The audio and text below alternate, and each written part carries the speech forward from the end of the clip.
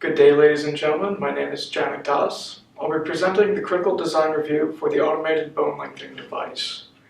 My team members are Gregory Deman, David Gabriel, and Mohamed Omran. Our team advisor was Dr. Alexander Delayan. These are our project responsibilities and contributions. There are a few things I'd like to mention from the abstract. Firstly, that the Limb Lengthening and Reconstruction Society states that 23% of the North American population has a limb length discrepancy. I'd also like to state that our device is an intramedullary telescopic rod. It utilizes an electronic control unit, which is powered by a 120-volt AC wall socket. That's very important.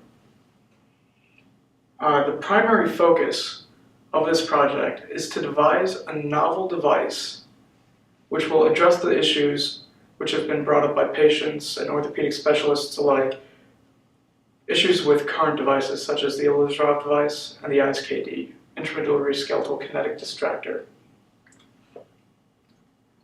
So that brings me into the motivation.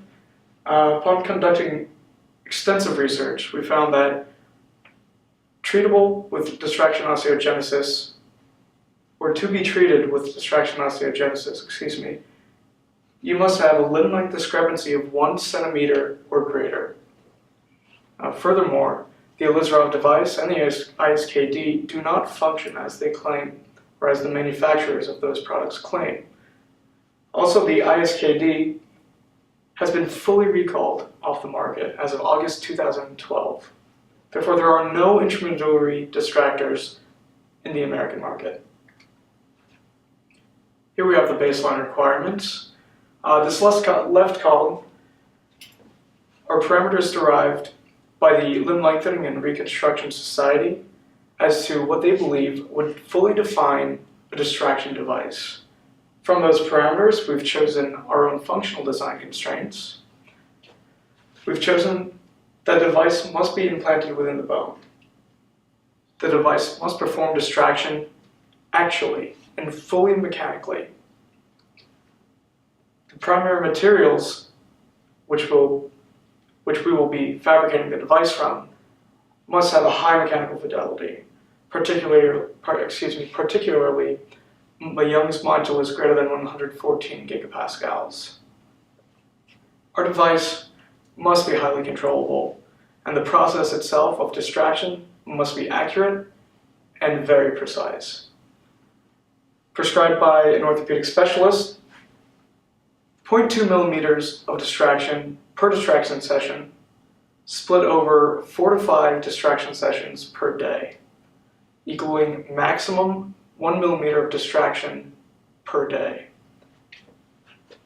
Furthermore, the distraction process must be monitored non-radiologically, so there must be an active feedback system within the device.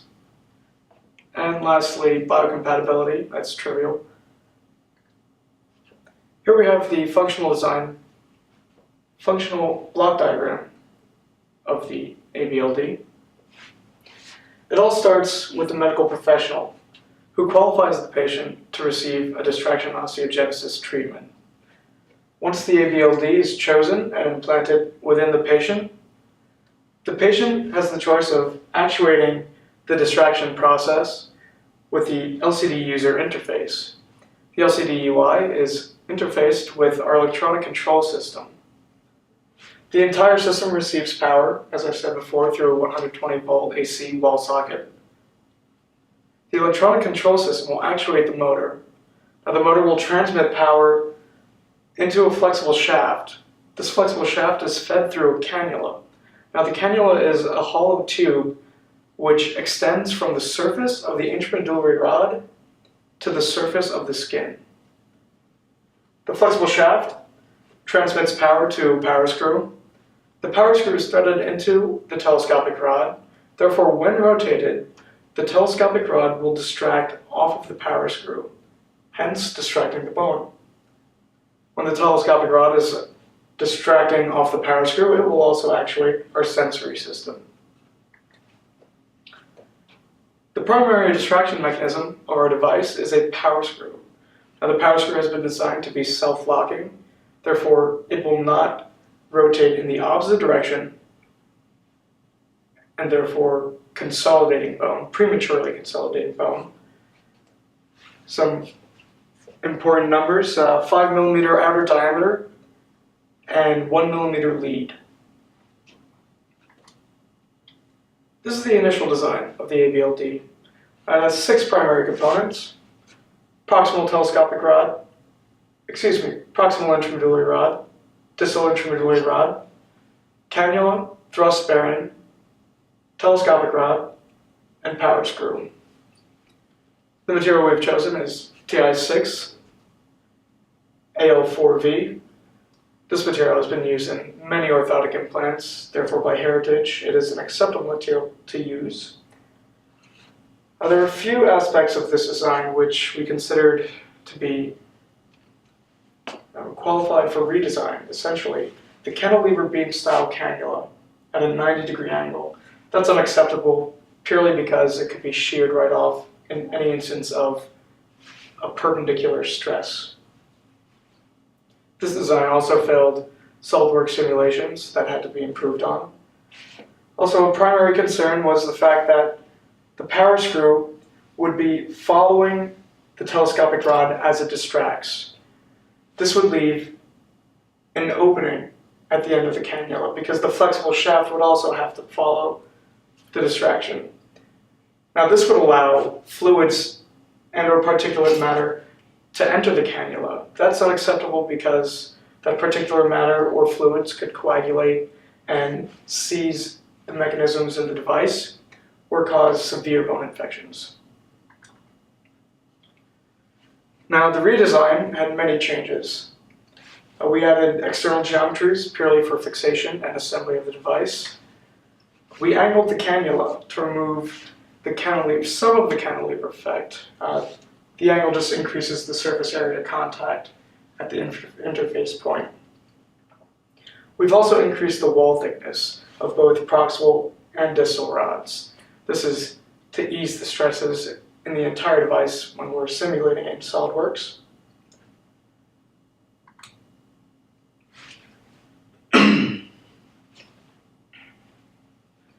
These are simulation results which we've gotten from the finite element analysis done on the previous design. A force of 717 newtons was applied in this area, only on one surface. 717 newtons was determined by researching. A few technical papers stated that this was the maximum force experienced by the device, or any device, which is performing distraction osteogenesis. This particular simulation, did pass. There were a few points of concern buckling around the cannula intramedullary rod interface. Now, this is the redesign, or the critical design of the ABLD.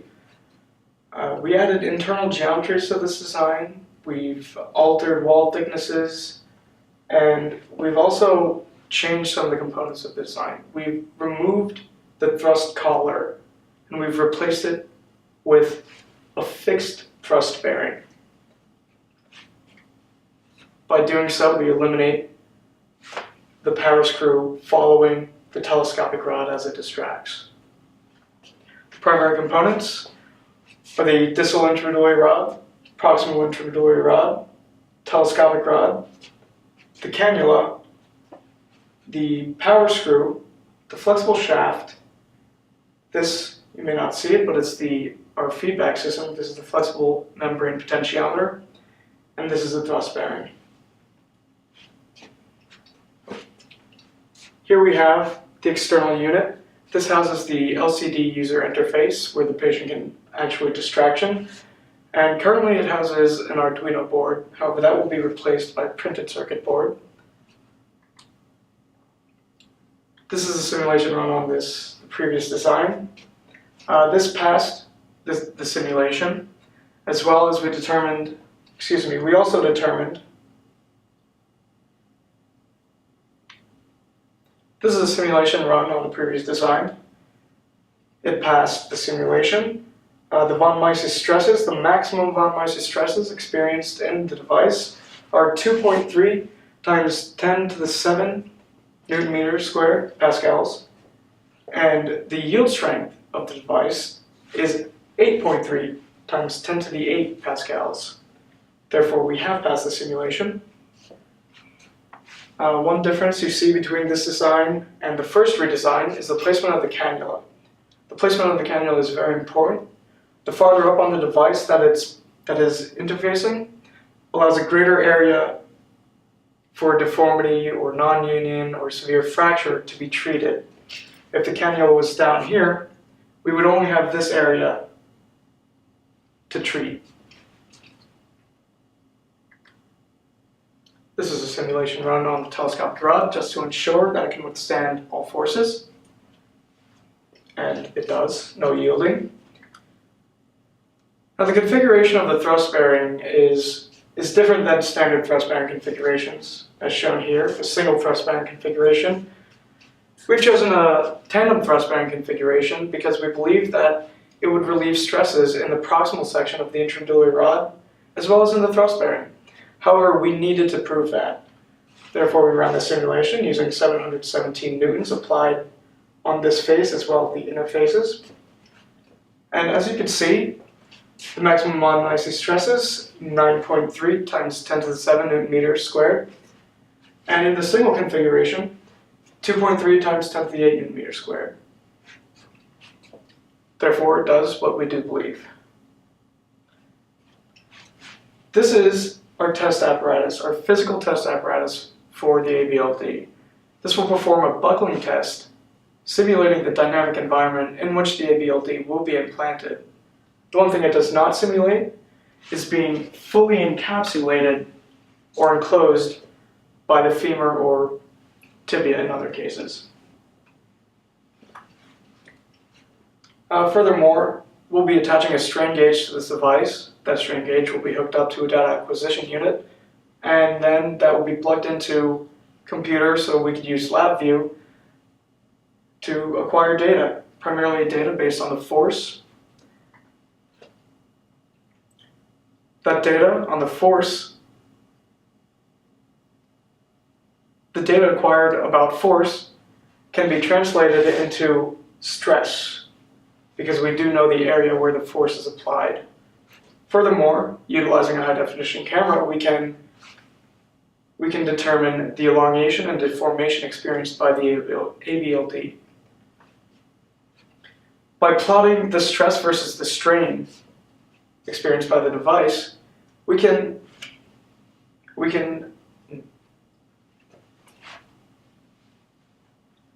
by plotting the stress versus strain, we can determine a range of stresses experienced by the device where it will only deform elastically, meaning it will not be permanently deformed. That can be considered to be an acceptable range of stresses. When we chose the motor and we were sent the motor, the specification sheet did not contain the data required to design the power circuitry for the entire electronic control system. Therefore, the motor, or the operation of the motor, had to be reverse engineered. To do that, the armature voltage, the RPM was plotted against the armature voltage, and a linear regression was determined. That ratio was determined to be 1.1079. This is the circuitry for our control system. Here we have the 120 volt wall socket, AC. Sends power through a power transformer, then through a diode rectifying bridge. Here's a capacitor in parallel. This is our brushed motor. This is our first level of feedback. It's a current sensing resistor. And this is a power MOSFET. So here, once again, the current sensing resistor. Based on the current passing through this resistor, we can determine how many times the shaft of the motor will rotate. This is our secondary feedback. It is a soft pot flexible membrane potentiometer. And the way this works is essentially what we have here is an open circuit. Contact on the membrane closes the circuit. This gives a resistance output based on the position. As the contact moves, the resistance changes, and therefore we can determine the relationship between position and resistance. This is the finite state machine for the software. When power is turned on, the boot sequence initiates. Then the main menu is displayed from where the patient can choose to start a distraction session. When distraction is confirmed to be successful, the system will return to the main menu to be shut off. If distraction is unsuccessful, however, the system will enter an error sequence and have to be unlocked by a medical professional. So after conducting research and development, extensive research and development, we've concluded that the combination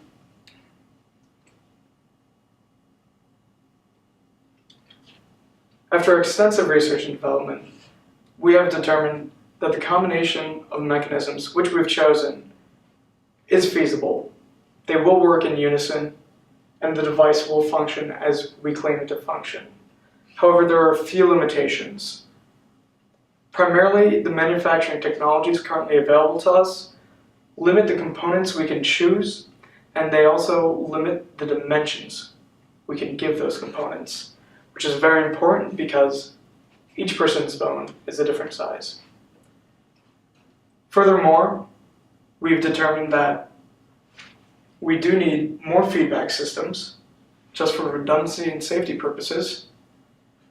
And also it's possible to replace the power screw with a ball screw or a roller screw. This is because these two mechanisms, the ball screw and roller screw, are much more efficient, require less power, and can support a much greater actual load. Our budget for this project ended up being $3,000. We've spent almost all of that money.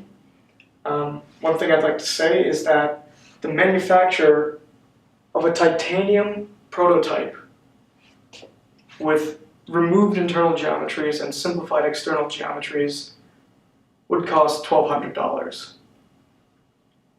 And the prototype would not be functioning. As you see here, this is a 3D printed prototype on the bottom, and this is a stainless steel prototype on the top. This prototype is a fully functioning prototype. One thing it's missing is the cannula. That's just some technical references which we've used. I like to mention the Limb Lengthening and Reconstructive Surgery. That is a book produced by the Limb Lengthening and Reconstruction Society. That book was our Bible throughout research and development. A few acknowledgements. Dr. Alexander Deloyan, our team advisor. Dr. Suraj Biswas, he helped extensively in reverse engineering the motor. Dr. Nancy Pleshko, she gave us advice based on biological issues such as bone ingrowth, which is why we had to remove so many external geometries from the device. Dr. Edward Kazanowicz is the supervisor for the College of Science and Technology machine shop.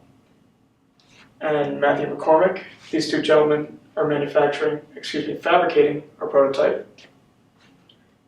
Dr. Pilipakam, he helped with the design of the power screw.